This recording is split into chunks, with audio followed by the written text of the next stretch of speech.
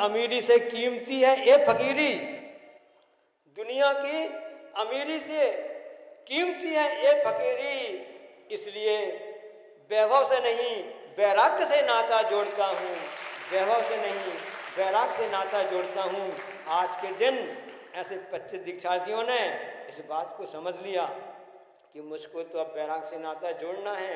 गुरु चरणों में पहुँच गए, निवेदन किया और गुरु कृपा हुई, और आज के दिन गुरु कृपा से 25 दिगंबरी दीक्षा हुई। दा शब्द बता रहा है, दा शब्द जो होता है ना, अब दा से दमन भी होता है और दा से देहांत भी होता है। इलक महाराज जी पूछ रहे थे किस किसको मरण पसंद है, कौन मरना चाहता है, कौन देहांत चाहता है। तो दा से देहांत भी होता है, दा से दमन भी होता है, दा से दृष्टा भी होता है, दा से देव दर्शन भी होता है, दा शब्द से देव पूजा भी होती है, और दा से दया का पालन भी होता है, दा से दर का भिखारी भी होता है। दा शब्द बता रहा ना, दा से दर का भिखारी भी होता है। जब वह सोच लेता है कि मुझको वैभव से नहीं वैराग्य से नाता जोड़ना है, तो भाई दा बन जाती है दिगंबरी दीक्षा बन जाती है। दा का मात्र एक कहलाता है, बस मोड़ने बस की आवश्यकता है। आज का यह कार्यक्रम आप लोग सब लाभ ले रहे थे, क्योंकि किसी ने लिखा है कि गुरु को सिर पर राखिए चलिए आज्ञा माही, गुरु को सिर पर राखिए चलिए आज्ञा माही, कहत कबीर दास को तीन लोक भय नाही। जिसके ऊपर गुरु की कृपा हो जाती है, मतलब अब गुरु को आपने सिर पर रखिए, मतलब सिर पर बैठा के रखें, क्या करें नहीं, गुरु महाराज जो आज्ञा दी है अपना समर्पण भाव रखकर उनकी आज्ञा को उनके हिसाब से जो उन्होंने आगम के सूत्र बताए हैं उनको पूरी आस्था श्रद्धा से मानकर उन पर चलना, यही कहलाता है गुरु को सिर पर राखिए। कहत कबीर दास को तीन लोक भय नाही, उसको तीन लोगों को कोई भी भय नहीं रहता है। गुरु कृपा है जब तक मुझको तो फिर मुझको क्या डर है, गुरु कृपा है जब तक मुझको तो फिर मुझको क्या डर है। जब गुरु कृपा ही नहीं रही तो जीने का मतलब क्या है। तो जीने का मतलब अर्थ आज उन 25 भाइयों ने समझ लिया कि वास्तव में जीवन का रहस्य कैसे प्राप्त हो सकता है। बस इसी प्रकार से हमको प्राप्त हो सकता है। आपको एक संस्मरण बता दे रहे हैं, आचार्य महाराज जी जब ब्रह्मचर्य अवस्था में थे उस समय आचार्य ज्ञान साहब हमारे चरणों में स्वाध्याय कर रहे थे, और आचार्य ज्ञान साहब महाराज जी अष्टसहस्त्री ग्रंथ है, बहुत ही कठिन ग्रंथ होता है ना, उसका स्वाध्याय कर रहे थे। और उस समय पंडित जी भी थे वहाँ पर, पंडित हीरालाल जी मड़ावरा वाले, काफ़ी ज्ञानी पुरुष है ना, वो स्वाध्याय कर रहे थे। तो उन्होंने कोई पंक्तियाँ बोली, कोई पंक्ति बोली, उसमें उन्होंने कहा कि साधु का पद दूर है। क्या बोला उन्होंने कि साधु का पद दूर है जैसे पेड़ खजूर, वो वाली पंक्ति नहीं है, दूसरी पंक्ति बता रहे ना कि जैसे पेड़ खजूर पंछी को छाए नहीं फल नहीं, अन्य पंक्ति बता रहे हैं कि साधु का पद दूर है जैसे पेड़ खजूर, चढ़े तो चाखन को मिले, खजूर खाने को मिल जाएंगे, चढ़े तो चाखन को मिले, गिरे तो चकना चू, तो जल्दी याद आ गया है ना। तो उन्होंने पंक्तियाँ बोली। और उस समय आचार्य महाराज जी जब ब्रज अवस्था में थे, अब कन्नड़ भाषी थे आचार्य महाराज जी, है भी हैं, तो उस समय हिंदी ज़्यादा ध्यान से याद नहीं थी। तो आचार्य महाराज जी का प्रसंग बताया कि हमको तो एक ही शब्द से याद था, गिरे तो चकना चूर। साधक जिस समय इस मार्ग में बढ़ता है उस समय ध्यान रखता है कि यदि मैंने इस मार्ग में थोड़ा भी कुछ भी गड़बड़ कर दिया, कुछ भी अपरावना कोई कारण बन गए तो गिरे तो चकना चूर।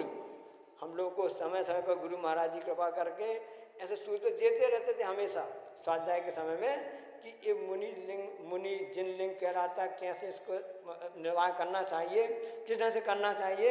एक बहुत ही अच्छा उदाहरण बता रहे हैं, संस्मरण के रूप में आपको बता रहे हैं। मूलाचार्य की कक्षा चल रही थी, सभी महाराज जी स्वाध्याय थे, उस समय मुक्त में दीक्षा भी हो गई थी, उसके बाद की बात है वैसा मुझे। और उस समय मूलाचार्य की कक्षा चल रही थी और आचार्य महाराज जी ने बताया कि जैसे छोटा बच्चा होता है ना, छोटा बच्चा होता है, माँ उसको अच्छी तैयार कर देती हैं, नहला धुला करके, काजल लगा करके, कंघी करके, तेल लगा करके, अच्छे कपड़े पहना करके उसको तैयार करके उसके लिए खेलने के लिए छोड़ देती है। अब वो बच्चा क्या करता है, थोड़ी उसकी माँ की नज़र चूकी, मौका देखता रहता है, नीचे चला जाएगा, सड़क पर गली चला जाएगा और वहाँ पर जा कर के धूल को हुआ, पत्थर को हुआ अपने जेब में भरने लगता है। बालपने में ज्ञान न रहो। यहाँ मानो अच्छा सुंदर सजाया, तैयार किया, अच्छे कपड़े पहनाए, बालक वहाँ जा कर के वह अपने कपड़ों को गंदा कर लेता है और जेब में भरने लगता है। उसको कोई अच्छे लगते हैं, पत्थर हैं, धूल हैं, जितने भी है ना, और बल्कि चाटने लगता है, दीवार वगैरह अच्छा लगता है। यहाँ तक कि जो बाजार में बिकती रहती है ना कच्ची बेर वगैरह, जो अशुद्ध पदार्थ होते हैं जिससे नुकसान होता है ना, खांसी वगैरह जाती है ना, तो वही चूरी बेर वगैरह होती है ना, इमली वगैरह सी, उसी को अच्छी लगती है, उनको खाने के लिए अपने जेब में उनको भर लेता है। तो अचासी इसी बात बता रही कि अपने जेब में बेर को भर लेता है। उसी प्रकार से दिगंबर अवश्य धारण कर लिया, 28 मूल गुण को प्राप्त कर धारण कर लिया। 28 मूल गुण साधु के जीवन में होते हैं। आचार्य कहते हैं कि दुनिया का पाठ्यक्रम बदल जाता है, दुनिया का सिलेबस बदल जाता है। आज बीएससी फर्स्ट ईयर का जो सिलेबस है सेकंड ईयर का दूसरा होगा, 11वीं का सिलेबस है 12वीं सिलेबस अलग होगा, पाठ्यक्रम हर कक्षा का बदल जाता है। आज जिस कक्षा में आप हो उसका पाठ्यक्रम अगली कक्षा में बदल जाता है, लेकिन निर्गंत अवस्था दिगंबर ऐसी होती है, आजीवन एक ही पाठ्यक्रम होता है, वो कहलाता है 28 मूल गुणों का पालन करना। तो तुम्हारे लिए 28 मूल प्रदान किए गए हैं, इनको अच्छे से पालन करो। लेकिन मन चलापन ये होता है कि वह अपने स्वाध्याय और से आत्मचिंतन इन सब बातों को छोड़ करके अन्य कार्यों में लग जाता है। सबका परोपकार की भावना चाहिए था, यथवा तथवा कार्य करने लगता है। उसकी टेबल में पाठ्यक्रम की जो उसका पाठ्यक्रम था, जो शास्त्र से जनवाणी थे, उनकी जगह दूसरी पुस्तकें आ जाती हैं। जो बच्चे मनचले होते हैं ना, वो पुस्तक तो रख लेते हैं, साथ में उपन्यास भी रख लेते हैं, अन्य पुस्तकें रख लेते हैं, उसको पढ़ने लगते हैं, फिल्म स्टोरी कहानियाँ वगैरह पढ़ने लगते हैं, यानी आउट ऑफ कोर्स पढ़ने लगते हैं।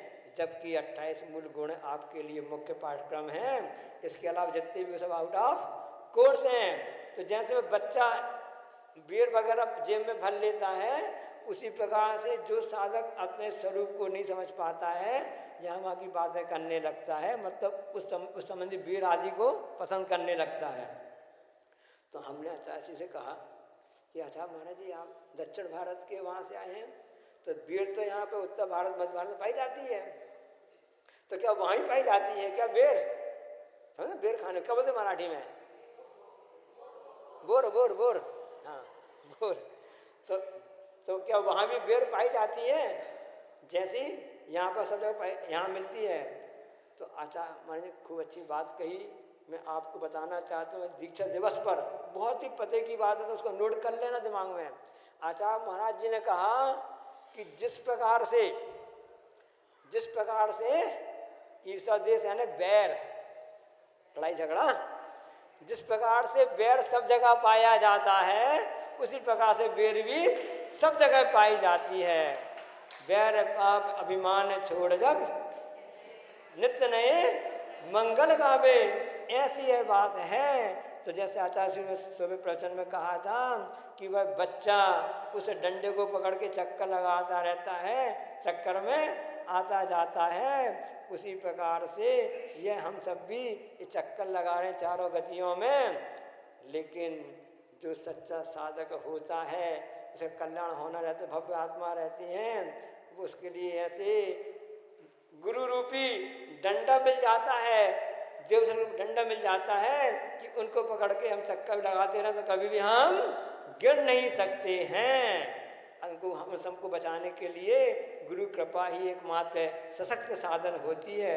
इसलिए जो गुरु महाराज ने हम सबके लिए सुबह उदाहरण दिया था कि पहले बीज आया कि पहले वृक्ष आया, लेकिन उसका जवाब तो यही है कि जिस प्रकार से पहले कर्म आया कि पहले जीव आया, पहले कर्मफल मिला, दोनों अनादि से हैं, लेकिन वही जीव वही बीज जब अपनी उसको नष्ट कर देता है, बीजत्व को नष्ट कर देता है, अब आगे उत्पन्न नहीं होगा। उसी प्रकार से जीव अपने शुभ भावनाओं के साथ में, अच्छी भावनाओं के साथ में ऐसे दिगंबर दीक्षा ग्रहण करके उस कर्म के चक्र को समाप्त करने का सफल पुरुषार्थ करता है। और कर्म फल को भोगते हुए भी जब अपने आत्म स्वरूप चेतन में लीन हो जाता है तो उस प्रकार से उस महाफल को प्राप्त हो जाता है, जिसको कहते हैं निर्माण। ऐसे आज नेमिनाथ भगवान का जन्म कल्याण दिशा कल्याणक हुआ और गाड़ी आगे बढ़ते बढ़ते कल पासनाथ भगवान का मोक्ष कल्याणक मनाने जा रही है। माना जाते ना मकर सप्तमी, ऐसे पासनाथ भगवान सभी तीर्थंकर भगवानों ने अपनी उस यात्रा को, जीवन चक्कर को मिटा करके उस मोक्ष पद को प्राप्त किया। सभी उस पद को प्राप्त करें और से अमृतांजन जरूर लगाएं, क्योंकि से सबका गर्म हो गया है। अच्छा, इसने कहा था ना सुबह, तो उस ठंडक को प्राप्त करने के लिए अपने आत्म वैभव को देखते हुए क्षमा आदि 10 धर्मों की ठंडक हमको प्राप्त हो, इसी भावना के साथ में बोलिए अहिंसा परमो धर्म की दीक्षा कल्याणक महोत्सव की जय, दीक्षा दिवस उत्सव की जय। जावाणी के